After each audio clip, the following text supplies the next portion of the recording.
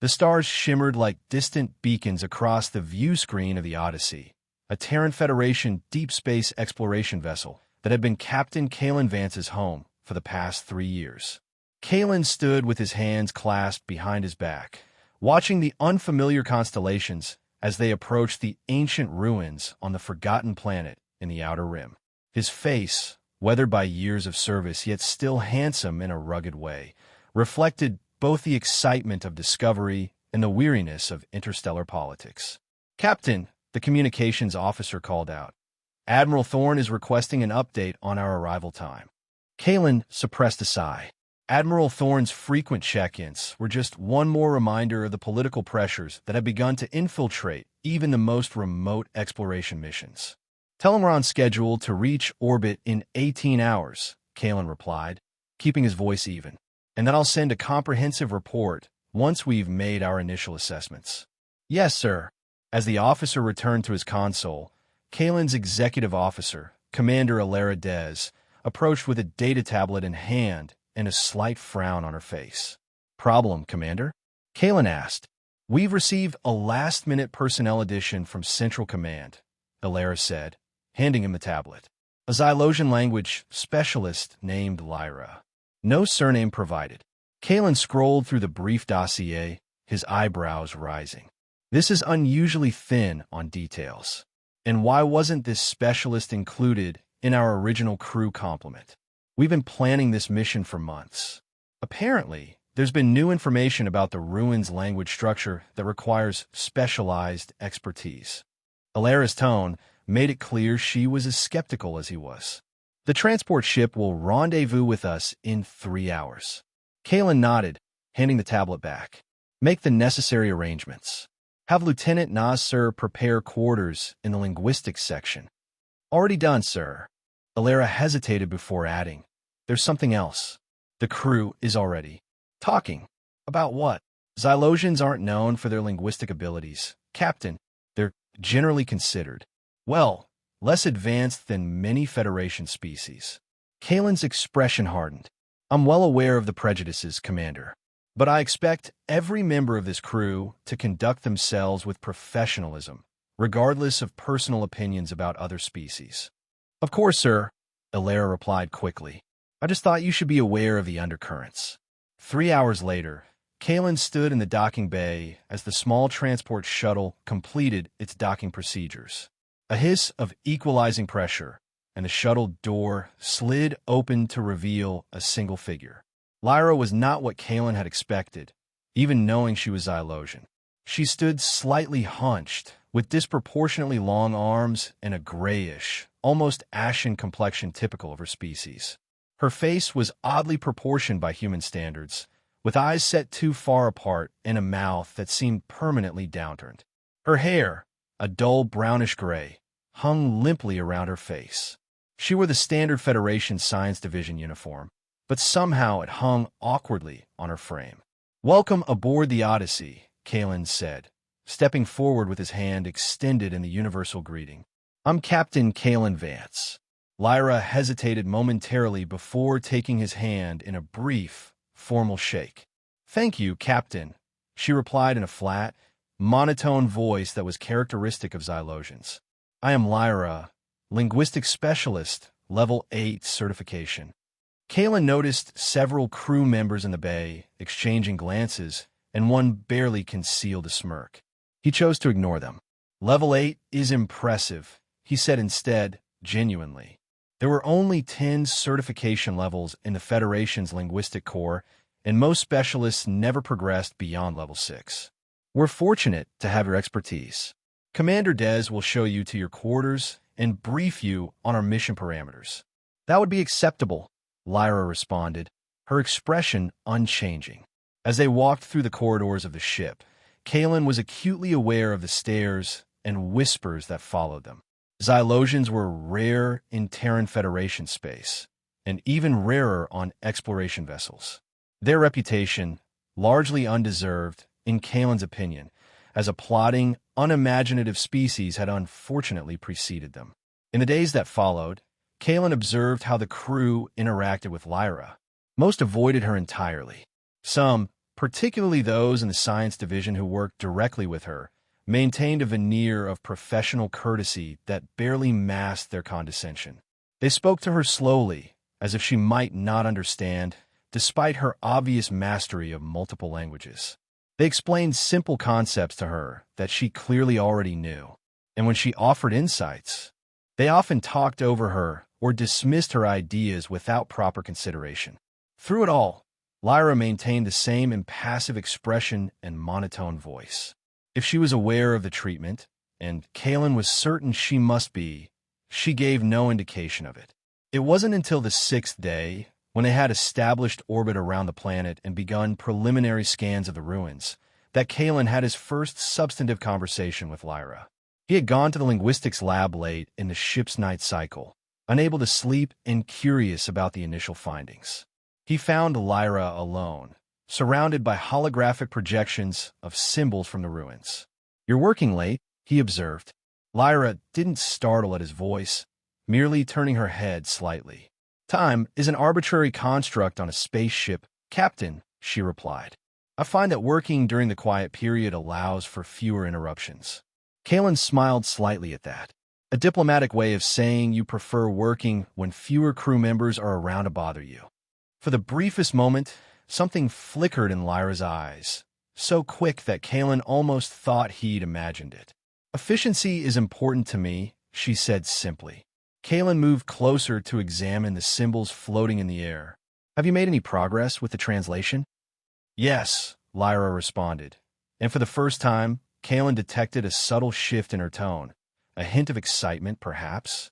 The symbols contain recurring patterns that suggest a mathematical basis for the language. It is not merely representational, but operates on multiple simultaneous levels of meaning. She manipulated the holographic display, rearranging symbols into complex patterns. "See here, what at first appears to be a simple ideogram actually contains embedded fractal patterns that modify the meaning based on their complexity." Kalen leaned in, genuinely intrigued. "I've never seen anything like this before." "If you have," Lyra said. "This level of linguistic sophistication suggests a civilization far more advanced than the preliminary archaeological reports indicated." They spent the next 3 hours discussing possibilities, with Lyra methodically working through various translation theories and Kalen offering insights from previous exploration missions. He was impressed by her intellect and the speed with which she processed information, traits not typically associated with Xylosians in the popular imagination. As the ship's morning cycle began and crew members started filtering into the lab, Kalen noticed the immediate change in Lyra's demeanor. She became more withdrawn, her explanations shorter, her body language more closed off. "Thank you for your insights, Lyra," he said formally, aware of the eyes on them. "Please continue to keep me updated on your progress." "Yes, Captain," she replied, her voice once again completely flat. Over the next few weeks, a pattern emerged. Kalen would often find himself in the linguistics lab during the night cycle, ostensibly checking on progress, but increasingly drawn to Lyra's company and her brilliant mind. In these quiet hours, away from the judgmental eyes of the crew, Lyra showed glimpses of a personality far more complex than her public persona suggested. She listened intently when he spoke of Earth, asking probing questions about human culture and history. Her observations about the crew dynamics were startlingly insightful, revealing an awareness of social undercurrents that belied her apparently oblivious exterior. "Lieutenant Sorensen believes himself superior to Lieutenant Takai," she remarked one night, referring to 2 officers who had been engaged in a subtle power struggle. "He masks it with excessive courtesy, but his actions betray his true feelings." Kalen had been stunned by the accuracy of her observation. "You notice a great deal. Observation is essential to understanding," she had replied, with what Kalen could have sworn was the ghost of a smile. "And understanding is the foundation of true connection." There were other moments, too, that made Kalen wonder about Lyra. Times when she seemed to anticipate his thoughts before he voiced them. Occasions when her eyes held his for a fraction too long, with an intensity that seemed at odds with her otherwise impassive demeanor. Late-night philosophical discussions where she made cryptic references to true nature and the price of trust. The breakthrough in their relationship came unexpectedly during a particularly tense situation. The Odyssey had sent down a team to explore the ruins, and a sudden geomagnetic storm had trapped them on the surface. As the crew worked frantically to establish communication and plan a rescue, Chief Security Officer Reeve had stormed into the bridge, his face flushed with anger. "It was her," he declared, pointing accusingly at Lyra, who stood quietly by her station. "The Xylosian miscalculated the geomagnetic patterns. I reviewed her work." Kalen frowned. "That's a serious accusation, Lieutenant Commander. What evidence do you have?" "She submitted this report yesterday," Reeves said, thrusting a data pad forward. "Clearly states the magnetic fields would be stable for 72 hours. She's either incompetent or deliberately sabotaged the mission." Before Kalen could respond, Lyra spoke. "If you examine page 17 of that report, Lieutenant Commander, you will find that I specifically noted the potential for sudden magnetic flux due to the planet's unstable core. I recommended delaying ground exploration until further data could be collected." Reeves' face reddened further. "That's not." "It's right here," Kalen said, having taken the pad and scrolled to the page Lyra mentioned. Indeed, there was a clear warning highlighted in red, exactly as she had described. Not only did she predict this possibility, she explicitly advised against sending a team down today. Reeves' expression turned ugly. "You can't trust these people, Captain. Xylosians are known for their duplicity." She probably added that section after the fact. The bridge fell silent. The accusation was not just professionally serious, but crossed into blatant xenophobia. Kalen's voice was cold when he spoke. "Lieutenant Commander Reeve, you are relieved of duty for the remainder of this shift. Report to your quarters and await my decision regarding disciplinary action." "Sir, with all due respect." "That was not a request, Lieutenant Commander." Kalen's tone left no room for argument. "And before you leave, you will apologize to Specialist Lyra for your unfounded accusation and inappropriate comments." Reeve looked as if he might refuse, but the steel in Kalen's gaze convinced him otherwise. He turned to Lyra, his apology barely audible and clearly insincere, before stalking off the bridge. The incident sent ripples through the crew. Some were shocked by Reeves' behavior, others by Kalen's decisive defense of Lyra. The rescue operation proceeded successfully, with Lyra's insights proving crucial to navigating the magnetic disturbances. Later that evening, Kalen stopped by the linguistics lab to check on Lyra. He found her alone as usual, but something about her seemed different, a tension, an expectancy in the air. "I want to make sure you were all right after that incident with Reeve," he said. Lyra turned to face him fully, and Kalen was struck by the intensity in her gaze. For a long moment, she studied him, as if coming to a decision. "You defended me," she said finally, "at potential cost to your standing with your crew." Kalen shrugged. "Reeve was wrong, and prejudice has no place on my ship. Many would have chosen the easier path. Accepted Reeves' explanation. Questioned me privately.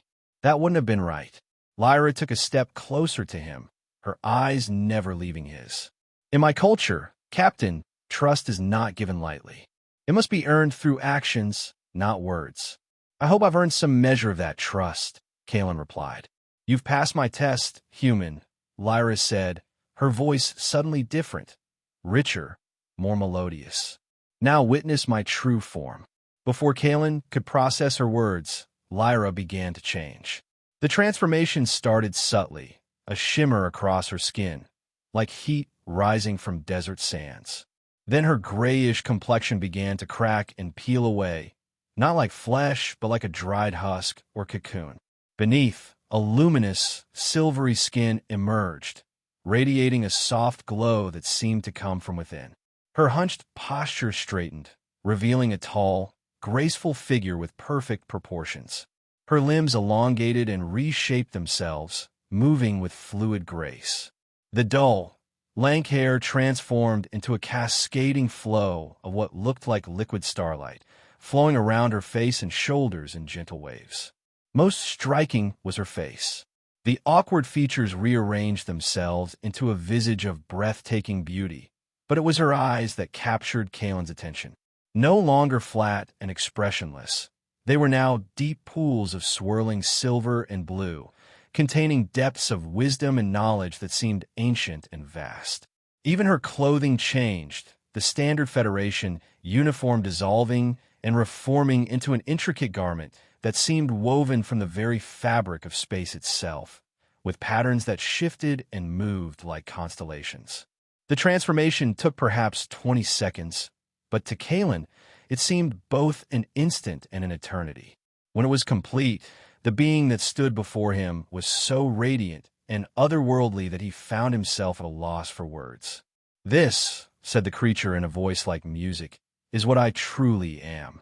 Kalen struggled to find his voice. "What? Who are you?" "I am Lyra," she replied with a small smile. "That much is true, but I'm not Xylosian. I am Lumina, one of the few." "Lumina," Kalen repeated, the name stirring distant memories from old legends and spacer tales. "I thought your kind were myths." "Many prefer to think so," Lyra said. "It makes us less concerning." Kalen's mind raced to process what he was seeing. The Lumina were the stuff of whispered stories, beings of pure energy who could manipulate matter, read emotional currents, and change their form at will. They were said to be among the oldest species in the galaxy, predating even the ancients who had built the ruins they were studying. "Why the disguise?" he finally managed to ask. "Why pose as a Xylosian?" Lyra's expression grew serious. "My people have learned, through painful experience, that our true nature often inspires fear or greed in others. Some seek to harness our energy. Others fear powers they cannot understand. The Xylosian form is a protective measure, a test of character. We observe how others treat us when we appear mundane, even inferior.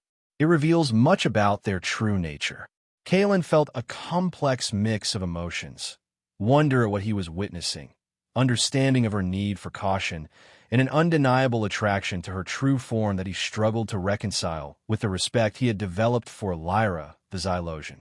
"What you've done," Lyra continued, her voice softer, "revealing myself to you, it's not a small thing among my people. It's a bond of absolute trust, akin to sharing one's soul. It is permanent and makes me more vulnerable than I have been in centuries." A sound from the corridor broke the moment, crew members passing by, their voices echoing. Lyra's head turned sharply toward the door. "Someone's coming," Kalen warned unnecessarily. With a fluid motion, Lyra stepped back. Her form shimmered briefly, but instead of returning to her Xylosian appearance, she maintained her true form, though the glow dimmed slightly to a more subtle radiance. "I cannot go back," she explained quickly. "The revelation is done. The bond is formed. They will see me as I am." The door slid open, and two junior linguistics officers entered, deep in conversation. They stopped abruptly at the sight of Lyra, their eyes widening in shock. "Captain," one of them stammered, what is?" "This is Lyra," Kalen said firmly. "Our linguistics specialist." "But she's—" the other officer began, unable to finish the thought. Lyra inclined her head slightly. "I am Lumina," she said simply.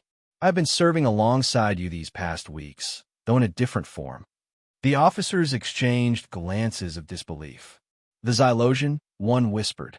"I will explain to the crew in due course," Kalen interjected. "For now, I expect this information to be treated with discretion." The officers nodded numbly and retreated from the lab, but Kalen knew the news would spread through the ship like wildfire. He turned back to Lyra, concern etching his features. "This will change everything," he said. "The crew, the mission." "Yes," she agreed. "Change is inevitable once truth is revealed, but necessary." Over the next days, the Odyssey became a ship divided. The revelation of Lyra's true nature sent shockwaves through the crew. Some were fascinated, seeking out interactions with her that they had previously avoided. They asked questions about Lumina culture and abilities, sometimes with genuine curiosity, other times with barely concealed desire for advantages or benefits. Others reacted with fear and suspicion. Whispers of infiltration and deception circulated. Concerns about mind-reading and manipulation festered. Lieutenant Commander Reeve, still smarting from his public reprimand, became the unofficial leader of this faction, subtly encouraging paranoia and doubt. Throughout it all, Kalen and Lyra spent increasing amounts of time together, no longer confined to late-night conversations in empty labs. They found themselves navigating a new relationship dynamic. The intellectual respect remained the foundation, but there was now an undeniable personal connection growing between them. Lyra shared insights into Lumina culture, their history as witnesses to the rise and fall of countless civilizations, their philosophy of non-interference coupled with gentle guidance, their ability to perceive and channel energy in its purest forms. She demonstrated small manipulations of light and matter, creating delicate sculptures of energy that danced in the air between them. Kalen, in turn, spoke more openly about his own journey, his childhood on Earth's recovering coastlines, his disillusionment with Federation politics, his belief in exploration as a path to understanding rather than exploitation. He confessed his growing concern about the direction of the Federation, its increasing militarization and species-based hierarchies. "Your crew reflects the larger society," Lyra observed during one such conversation. "The divisions are not unique to the Odyssey. But as captain, I should be able to bridge those divisions," Kalen replied, frustrated. Lyra reached out, her luminous fingers almost but not quite touching his hand. "Some divides cannot be bridged by authority alone. They require personal transformation, seeing beyond one's own limitations." The moment was interrupted by the ship-wide alert system blaring to life. "Captain to the bridge," Commander Alera's voice echoed. Emergency situation developing. When Kalen and Lyra arrived on the bridge, the view screen showed a massive warship emerging from hyperspace near the planet's moon. Its design was unmistakable, the angular, predatory lines of a Cathar Dominion battlecruiser. "Status," Kalen demanded. "They appeared without warning, sir," Alera reported. "They're running with weapons systems active, but haven't locked onto us yet." "Open a channel." The screen flickered, revealing the harsh features of a Cathar commander. Reptilian eyes set in a face covered with bony plates, mouth filled with serrated teeth. "Terran vessel," the commander growled. "This is Commander Vexcar of the Dominion warship Relentless. You have something that belongs to us." Kalen kept his expression neutral. "This is Captain Kalen Vance of the Federation exploration vessel Odyssey. We're on a peaceful research mission and have taken nothing that belongs to the Cathar Dominion." The commander's mouth twisted in what might have been a smile. "Not something you took, Captain. Something you harbor. Our sensors detected an energy signature consistent with Lumina physiology. You will surrender the energy being to us immediately." Beside Kalen, Lyra had gone completely still, her silvery skin losing some of its luster. Kalen felt a surge of protective anger. "There must be some mistake," he said carefully. "We have no record of any outstanding claims between the Dominion and the Federation regarding personnel transfers." "Do not play games, human," Vexcar snarled. "The Lumina have been legitimate prey under Dominion law for centuries. Their energy can be weaponized. This one will serve the glory of the Dominion." "I'm afraid I can't help you, Commander," Kalen said firmly. "All personnel aboard this vessel are under Federation protection." Vexcar leaned forward, his eyes gleaming with malice. "You have 6 hours to reconsider your position, Captain. After that, we will take what we want by force." The screen went dark. "Red alert," Kalen ordered immediately. "Battle stations. Commander Dez, I want all defense systems at full capacity." "Lieutenant Nas, sir. Send an emergency transmission to Federation Command." As the bridge crew scrambled to carry out his orders, Kalen turned to Lyra. Her expression was one of resigned sorrow. "You knew this might happen," he said, not an accusation, but a realization. "It was always a risk," she acknowledged quietly. "The Cathar have hunted my kind for millennia. They believe our energy essence can power weapons of unimaginable destruction." "Can it?" Lyra's eyes met his, ancient and sad. "All power can be corrupted, Kalen. What gives life can also take it. Before they could continue, Lieutenant Commander Reeve approached, his face set in grim lines. "Captain, a word in private." Kayla nodded and followed Reeve to the small conference room adjacent to the bridge. As soon as the door closed, Reeve's demeanor changed. "This is the opportunity we need, sir," he said, his voice low and urgent. "We hand over the alien, and the Cathar leave us alone. Clean solution." Kalen stared at him in disbelief. "That alien is a member of my crew, Lieutenant Commander. We don't sacrifice our people. With all due respect, sir, she's not our people. She infiltrated this ship under false pretenses. For all we know, she's the reason the Cathar found us. Maybe this was her plan all along." "That's enough," Kalen snapped. "Lyra has been nothing but an asset to this mission. Her insights have been invaluable. She's clouded your judgment, Captain," Reeve pressed. "What about the rest of the crew? Are you willing to risk 97 human lives for one alien who lied to us from the beginning?" Kalen stepped closer, his voice deadly quiet. "My judgment is perfectly clear, Lieutenant Commander. I will not betray anyone under my command, regardless of species. And if you suggest it again, I will have you confined to quarters for the duration of this crisis. Is that understood?" Reeve's jaw clenched, but he nodded stiffly. "Yes, sir." When they returned to the bridge, Kalen found Lyra in conversation with several senior officers, including Commander Dez and Chief Engineer Torres. They looked up as he approached. "Captain," Torres said, "Lyra has been explaining some of the Cathar's technological weaknesses. I think we might be able to use this information to our advantage. Their shield harmonics are particularly vulnerable to certain energy frequencies," Lyra explained. "With some modifications to your weapon systems, we could potentially disable them temporarily without destroying their ship." Kalen nodded, encouraged by this collaborative approach. "Make it happen, Torres." "Commander Dez, what's our status with Federation Command?" "Message sent, sir, but given our location, it will be at least 12 hours before they receive it, and at least another 12 before any assistance could arrive. So we're on our own for now," Kalen concluded. "Let's make the most of the 6 hours we have before the Cathar expect an answer." The planning session that followed was intense, with various crew members contributing ideas for defense, escape, or negotiation. Throughout it all, Kalen was heartened to see how many of his people rallied around Lyra, treating her as a valuable colleague rather than an alien outsider. However, he also noticed Reeve and a small group of security personnel keeping their distance, exchanging glances and occasionally speaking in low tones. He made a mental note to have Commander Dez keep an eye on them. As the deadline approached, Kalen and his senior staff finalized their strategy. They would attempt to use Lyra's knowledge to disable the Cathar ship's primary weapons temporarily, giving the Odyssey time to execute a risky hyperspace jump through an uncharted region of space nearby. It was dangerous, but with Lyra's heightened perception of energy fields, they believed she could guide them safely through. "Captain," Communications Officer Parr called out, "the Cathar vessel is hailing us." On screen, Kalen ordered, straightening his uniform and centering himself.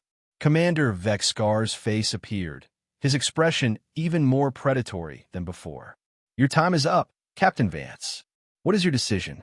"Commander Vexcar," Kalen began diplomatically, "I've consulted with my crew and Federation protocols. I cannot and will not surrender any person under my protection, regardless of species. However, I propose a peaceful resolution.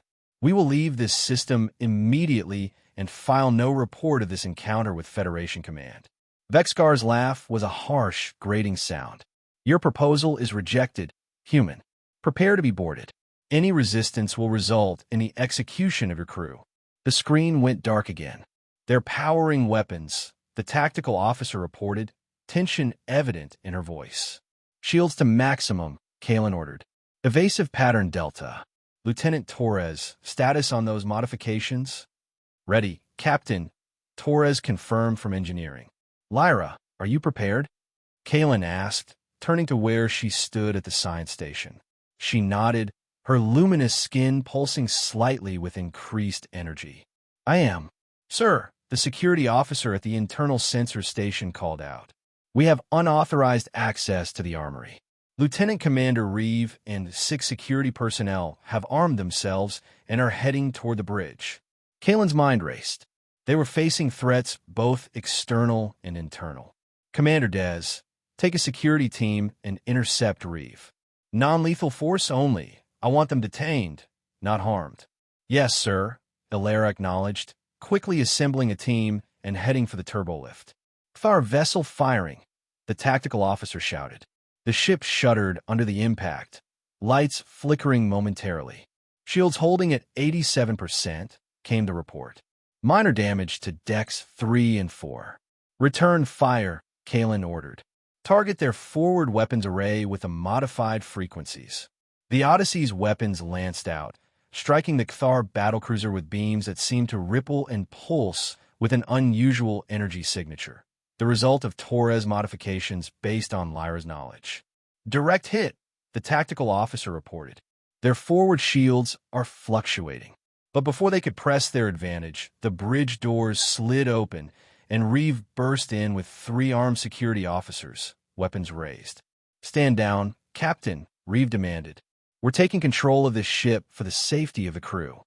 The bridge fell silent, the crew frozen in shock at this open mutiny. Kalen slowly turned to face Reeve, his expression hard. "You're committing mutiny during an enemy attack, Lieutenant Commander. Think very carefully about your next move. This attack wouldn't be happening if not for her." Reeve spat, gesturing toward Lyra with his weapon. "I'm going to end this now. We'll hand her over, and the Cthar will leave us in peace." "The Cthar have never honored an agreement with the Federation," Kalen countered. "Once they have what they want, what's to stop them from destroying this ship anyway? No witnesses, no consequences." Doubt flickered across Reeve's face, but he steeled himself. "It's a risk I'm willing to take." "Step aside, Captain. I cannot do that." The standoff was interrupted by another hit from the Cthar vessel, this one more powerful than the last. The ship lurched violently, throwing several people off balance. "Shields at 62%, the tactical officer shouted over the blaring. "Alarms. They've adapted to our frequencies." In the moment of confusion, Reeve advanced toward Lyra, his weapon trained on her. "This ends now."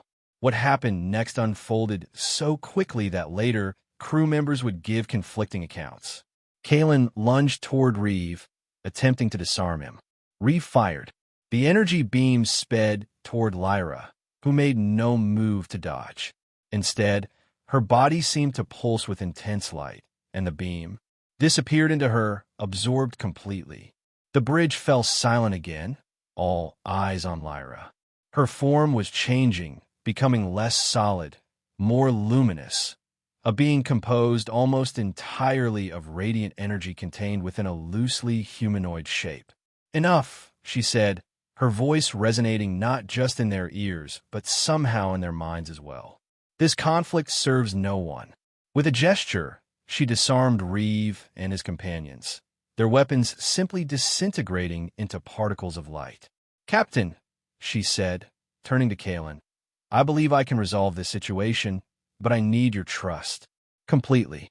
Despite everything happening around them, the mutiny, the attack, the revelation of even greater powers than she had previously shown, Kalen found his answer without hesitation.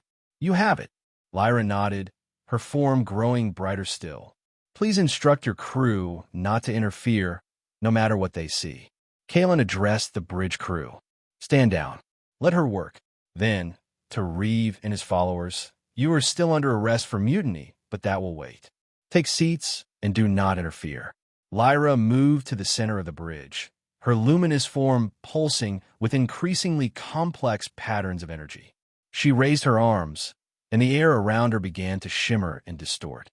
"What I am about to do," she explained, her voice taking on a resonant, multi-layered quality, "is create an energy illusion that will mask our true position while simultaneously disabling the Cthar ship's weapons and propulsion systems temporarily. It will not harm them, but it will give us time to escape." She closed her eyes, and the energy emanating from her body expanded outward, passing through the ship's hull and into space beyond. On the view screen, They could see the bizarre effect. Ripples of energy spreading toward the Kthar vessel like waves in a cosmic ocean. Their weapons and engines are offline, the tactical officer reported in amazement. And they appear to be firing at something, but it's not us. They're shooting at empty space about 2 kilometers to our starboard. They're seeing an illusion of our ship, Lyra explained, her voice strained with effort. But I cannot maintain this for long. You must execute your jump now, Captain. Elm, initiate hyperspace jump using the calculated coordinates, Kalen ordered. Sir, those coordinates take us through an uncharted region, the helm officer reminded him nervously. Trust her, Kalen said firmly. Execute now. The officer nodded and engaged the hyperspace drive. The stars on the view screen elongated as the Odyssey accelerated beyond light speed, leaving the Kthar battlecruiser behind. The hyperspace journey was tense but brief.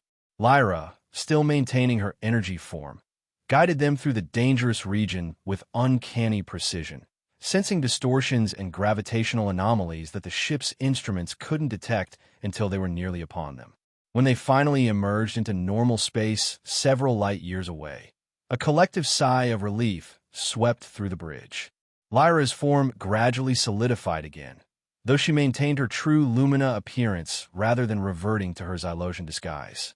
Status report, Kalen called out, his eyes never leaving Lyra, who seemed drained by the effort she had expended.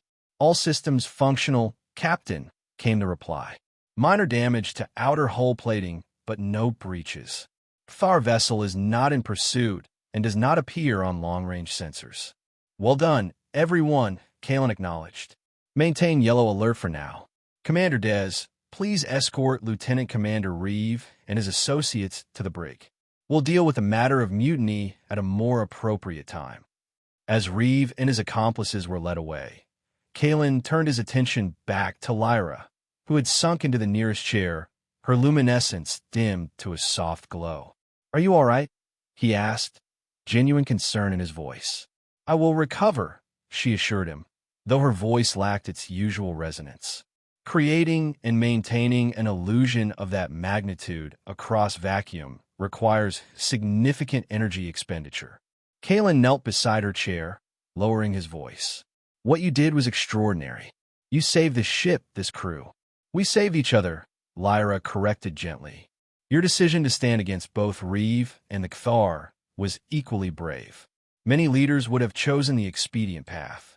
The rest of the bridge crew maintained a respectful distance, attending to their duties, while stealing occasional glances at the remarkable being in their midst. The atmosphere had shifted. The fear and suspicion that had characterized many of their reactions to Lyra's revelation now replaced with awe and gratitude.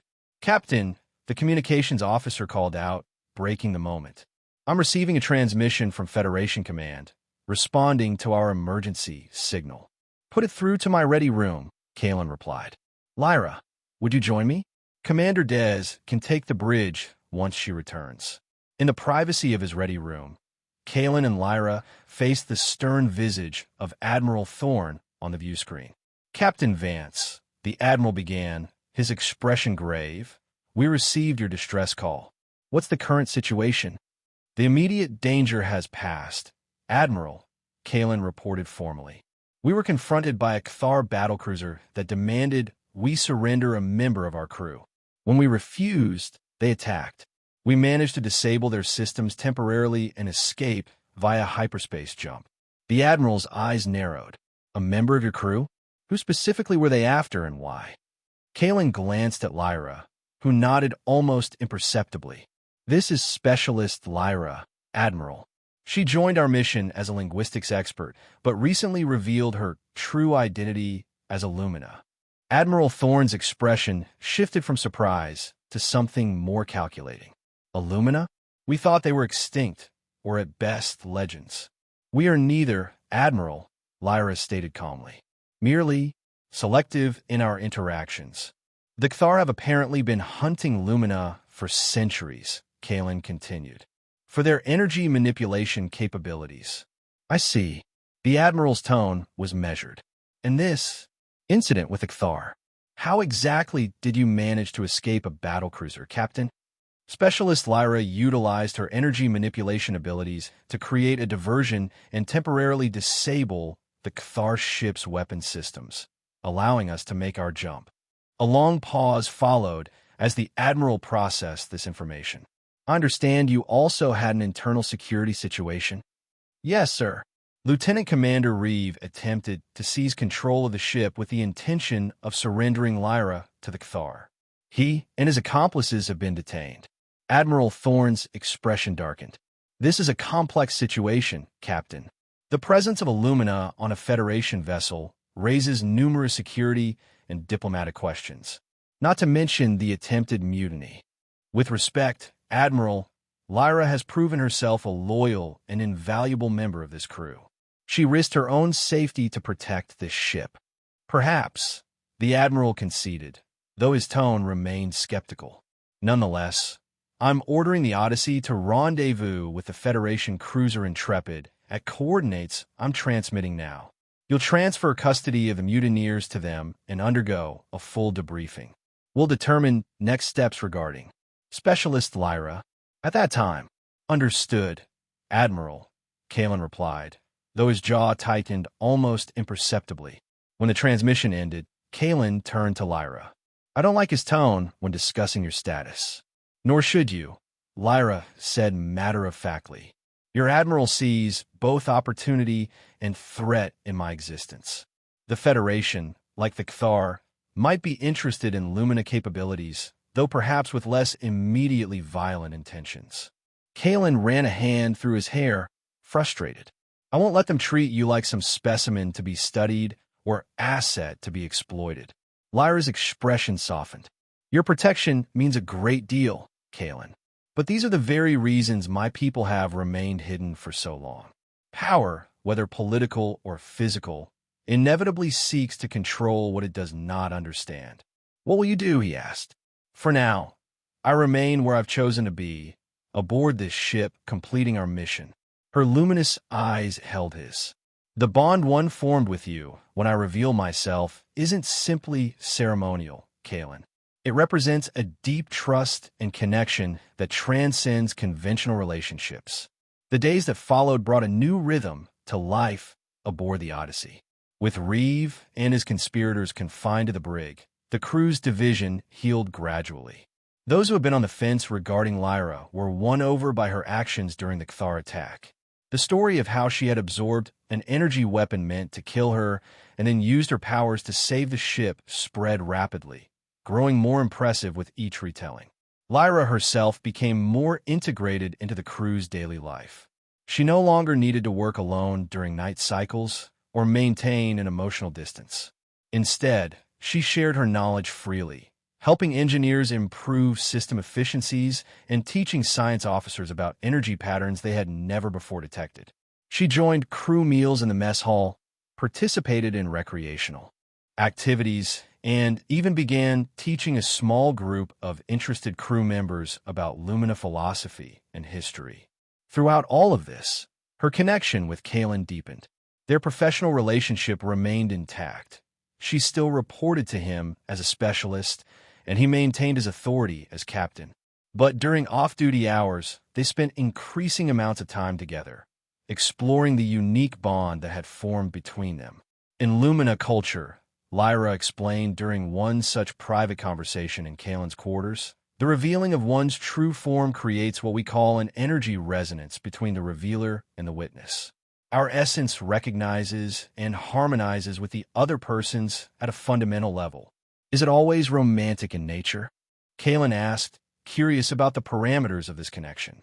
Not necessarily, Lyra replied, her fingers tracing patterns of light in the air between them. It can manifest as deep friendship, mentorship, or various forms of partnership. The nature of the bond depends on the individuals involved and their unique resonances. And what about our resonance? Kalen's voice was soft, tentative in a way that contrasted with his usual command presence. Lyra's luminescence brightened slightly, a reaction Kalen had come to recognize as the equivalent of a blush. Our resonance is multifaceted. There is mutual respect, certainly, intellectual connection, protection, but also attraction, Kalen completed when she hesitated. Yes, she acknowledged, though it's perhaps more complex than what humans typically mean by that term. It's an attraction of essence, of core being, your courage, your principles, your ability to see beyond surface appearances.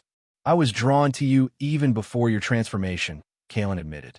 To your mind, your insights, the way you observed everything so carefully. Lyra smiled, the expression lighting her face in a way that still took Kalen's breath away. That's why the bond formed. You saw me, the real me, even when I was disguised. Not my physical form, but my true self. As their rendezvous with the Intrepid approached, however, tension began to build again.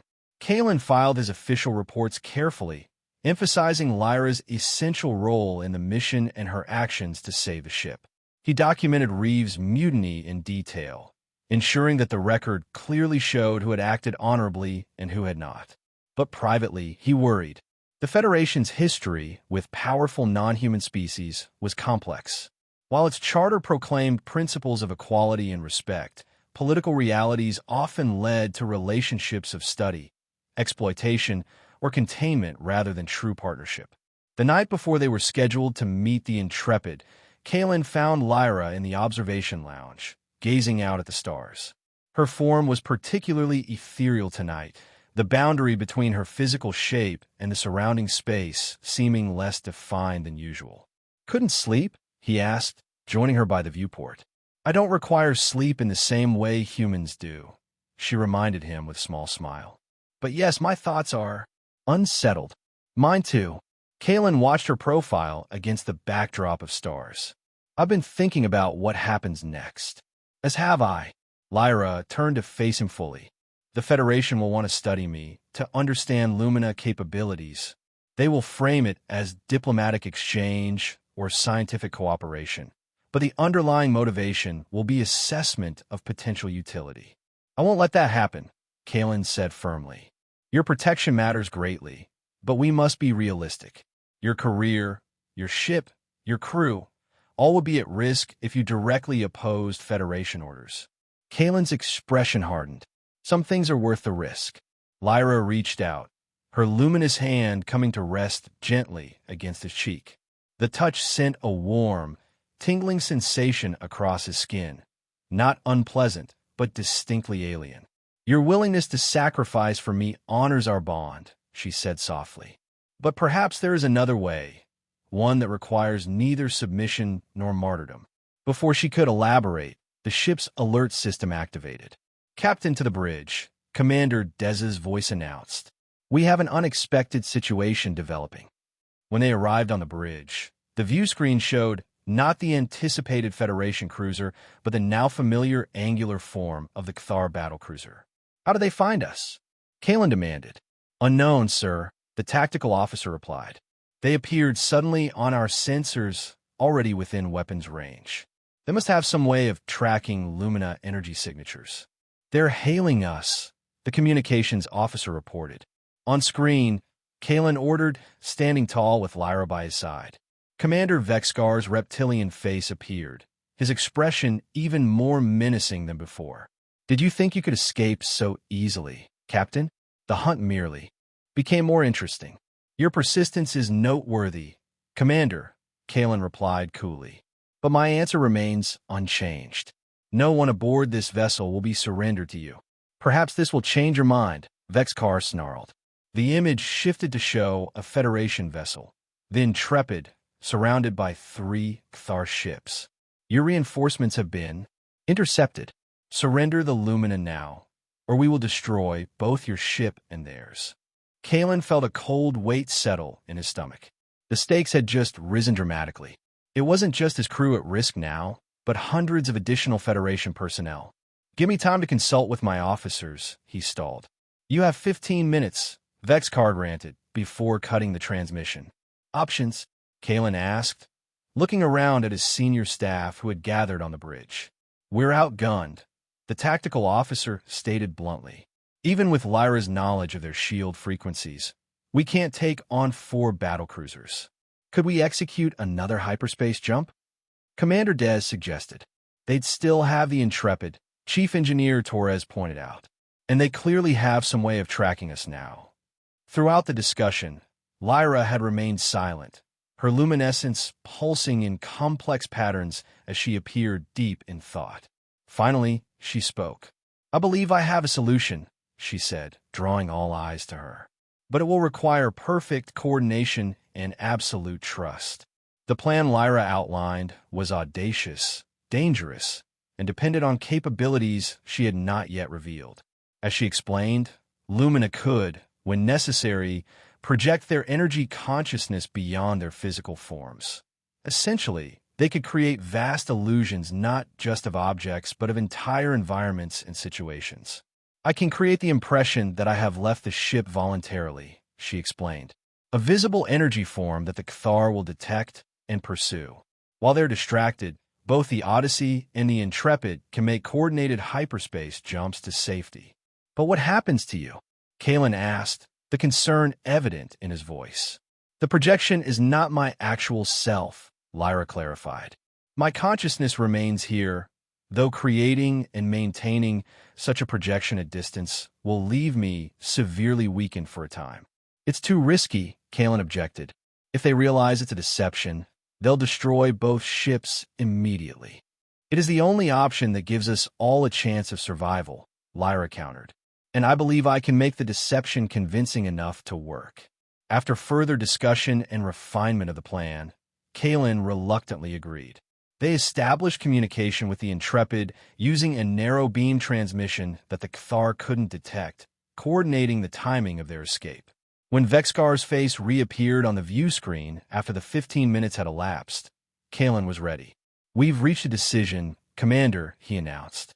"Specialist Lyra has convinced me that the safety of both crews must take precedence." "A wise choice, Captain," Vexcar said with a predatory smile. "Send her over in a shuttle, and we will allow your vessels to depart." "That won't be necessary," Lyra interjected, stepping forward. Her form was now glowing with intense radiance, painful to look at directly. "I can come to you more efficiently." Before Vexcar could respond, Lyra's form appeared to dissolve into pure energy, streaming toward the view screen and seeming to pass through it into space beyond. On the screen, Vexcar's expression changed to one of triumphant greed as he watched what appeared to be a being of pure light approaching his vessel. "Lock onto that energy signature," he barked to someone off-screen. "Prepare the containment field." Meanwhile, the real Lyra remained on the bridge, though her form had dimmed considerably and she swayed slightly with the effort of maintaining the projection. Kalen moved to support her, placing a steadying hand on her arm. Energy signature moving away from both Federation vessels. The tactical officer reported quietly. "The Cathar ships are pursuing. All 4 of them," Commander Des confirmed. "The Intrepid is signaling they're ready for jump on your mark." "Initiate hyperspace jump in 10 seconds, Kalen ordered. "Signal the Intrepid to do the same." As the countdown reached 0, both Federation ships disappeared into hyperspace, leaving the Cathar battlecruisers pursuing an illusion through empty space. When they emerged from hyperspace at the rendezvous coordinates, Lyra collapsed entirely, her luminous form fading to a dim glow barely brighter than a human's body heat. Kalen caught her before she hit the floor, alarmed by how insubstantial she felt in his arms, almost as if she might dissipate entirely. "Medical team to the bridge," he ordered sharply before turning his attention back to Lyra. "Stay with me," he whispered. "Please." Her eyes flickered open, the usual swirling depths now dull and static. "The deception worked?" she asked weakly. "Perfectly," he assured her. "Both ships are safe. Thanks to you." Dr. Elaine Shun, the Odyssey's chief medical officer, arrived moments later. She had been one of the crew members most fascinated by Lyra's true nature and had spent considerable time learning about luminophysiology, or at least as much as Lyra had been willing to share. "She's experiencing severe energy depletion," Dr. Chen diagnosed after scanning Lyra with both standard and modified instruments. "Her core essence is stable, but the outer manifestation is struggling to maintain cohesion." "What can we do?" Kalen asked, refusing to release his gentle hold on Lyra's diminished form. She needs energy replenishment, Dr. Chen replied. But I'm not sure how. Stars, Lyra whispered. Starlight, in its raw form, can sustain me until I recover. Understanding immediately, Kaylin lifted her carefully. We need to get her to the observation dome. It has the largest unfiltered viewport on the ship. In the observation dome, with the vast panorama of stars spread out above them, Kaylin gently placed Lyra directly beneath the transparent ceiling. Dr. Chun cleared the space of other personnel, giving them privacy while remaining nearby to monitor the situation. Is it helping? Kaylin asked after several minutes, watching intently for any signs of improvement. Yes, Lyra confirmed, her voice slightly stronger. Stellar energy is our most basic sustenance. Complex manipulations require more, but for simple recovery, this is sufficient. As they waited, the Intrepid established contact. Admiral Thorne had transferred to the cruiser and wanted an immediate explanation for what had occurred. Kaylin delegated the initial response to Commander Dez, unwilling to leave Lyra's side until he was certain of her recovery. The Kthar will realize they've been deceived eventually, Lyra said after nearly an hour of quiet regeneration. Her form had begun to solidify again, the glow strengthening gradually. And they now know definitively that Lumina still exist. We'll deal with that when it comes, Kaylin assured her. For now, we're safe and you're recovering. That's what matters. Lyra's expression turned contemplative. This incident will change things, Kaylin. For me, for you, for the relationship between Lumina and other species. The secrecy my people have maintained for millennia has been compromised. Is that necessarily bad? Kaylin asked. Perhaps it's time for the Lumina to take a more active role in galactic affairs, to form alliances rather than hiding. Perhaps, Lyra acknowledged, but such decisions cannot be made hastily or by me alone. There are others of my kind who must be consulted. Before Kaylin could respond, Commander Dez entered the observation dome, her expression grave. Captain, Admiral Thorne is insisting on speaking with you directly. He's not pleased with the situation. Kaylin sighed. Tell him I'll be there shortly. After Dez departed, he turned back to Lyra. Will you be all right if I leave you for a while? I am much improved already, she assured him. Go, face your admiral. I will continue my recovery here. The conversation with Admiral Thorne was exactly as difficult as Kaylin had anticipated. The admiral was furious about the Kthar ambush, suspicious of Lyra's abilities, and deeply concerned about the diplomatic implications of the entire situation. Do you realize what you've done, Captain? Thorne demanded. You've potentially initiated a conflict with the Kthar Dominion over a single non-Federation entity. With respect, Admiral, Kaylin replied firmly. The Kthar initiated this conflict by attempting to abduct a member of my crew. And that single entity saved not only the Odyssey, but the Intrepid as well. At what cost? Thorne countered. The Kthar now know that the Lumina exist and that the Federation is protecting at least one of them. This could escalate into a full-scale diplomatic crisis. Or it could be an opportunity, Kaylin suggested. The Lumina have technology and capabilities far beyond our understanding. An alliance could benefit both sides. Thorne's expression turned calculating. Yes, their capabilities, which brings me to my next point.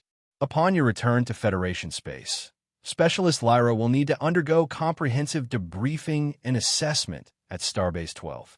Kaylin recognized the euphemism for what it was, interrogation and scientific study. Lyra is not Federation property to be analyzed, Admiral. She's a sentient being with rights. Rights that aren't clearly defined for a species that officially doesn't exist in our records, Thorne pointed out coldly. This isn't a request, Captain. It's an order. The conversation continued in this vein, with Thorne issuing demands and Kaylin pushing back as much as he dared without, openly refusing orders. By the time it concluded, Kaylin was left with a clear sense that the Federation's interest in Lyra had shifted from diplomatic curiosity to strategic assessment.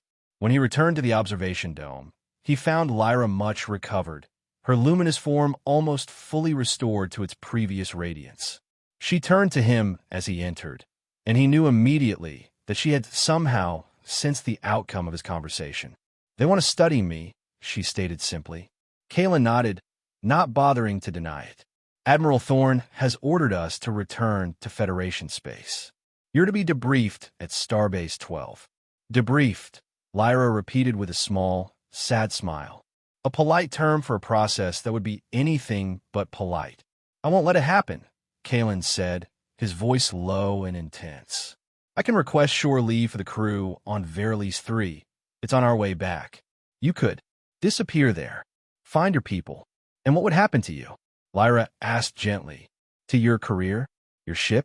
You would be court-martialed for allowing a strategic asset to escape." "I don't care, but I do." Lyra moved closer to him, her luminous hand reaching out to touch his face again. "Your principles, your willingness to stand for what's right regardless of personal cost. These are what drew me to you, what made our bond possible. I would not have you sacrifice everything for me." "Then what's the alternative?" Kalen asked, frustration evident in his tone. "I watched them take you away, subject you to endless tests and interrogations." Lyra's expression became thoughtful. "Perhaps there is another path, one that preserves both our integrity and your position. But it would require trust from your crew and careful timing." Over the next few days, as the Odyssey and the Intrepid traveled together back toward Federation space, Kalen and Lyra developed their plan. They shared it only with those crew members they trusted implicitly: Commander Dez, Dr. Chun, Chief Engineer Torres, and a few others who had demonstrated their loyalty during the Cathar crisis. When they approached Verilies 3, a verdant world with both Federation outposts and vast stretches of wilderness, Kalen requested permission for shore leave, citing crew stress after the recent events. Admiral Thorne granted the request reluctantly, but insisted that Lyra remain aboard the Odyssey under guard. "Of course, Admiral," Kalen agreed easily. Too easily, though Thorne didn't seem to notice. The shore leave rotation was carefully orchestrated. Those crew members aware of the plan disembarked first, taking with them special equipment that Torres had modified. Among these items was a personal holographic projector programmed with an exact replica of Lyra's luminiform. Simultaneously, Dr. Chun created a medical emergency that required her immediate attention in sickbay, drawing away the security personnel Thorne had assigned to watch Lyra.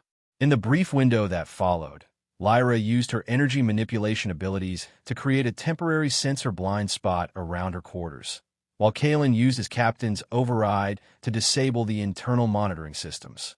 By the time Admiral Thorne realized something was amiss and ordered a ship-wide search, Lyra was already on the planet's surface, her energy signature masked by the dense biodiversity of Verilies 3.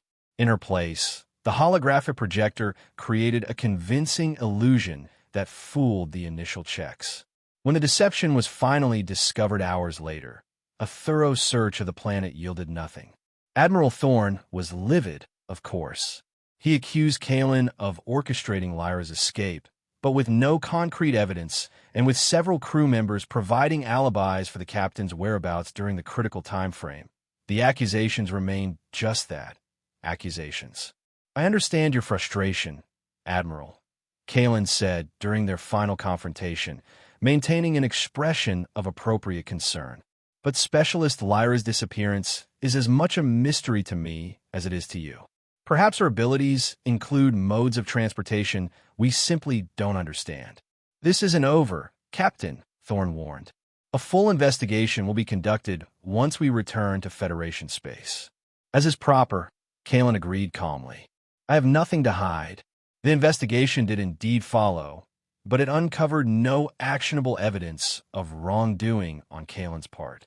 His crew remained loyal, their stories consistent. Eventually, the matter was classified as an unsolved security incident, with recommendations for improved protocols regarding non-Federation entities in the future. 6 months later, with the Odyssey once again on an exploration mission, albeit with a different linguistics specialist and under greater scrutiny from Federation Command, Kalen received a personal communication coded to his private channel. It contained no sender information, but when he opened it, a small hologram appeared on his desk, showing a familiar luminous figure. The bond between us remains, Lyra's voice said softly from the projection. My people have been discussing our future role in galactic affairs, considering the changes that our revealed existence has precipitated.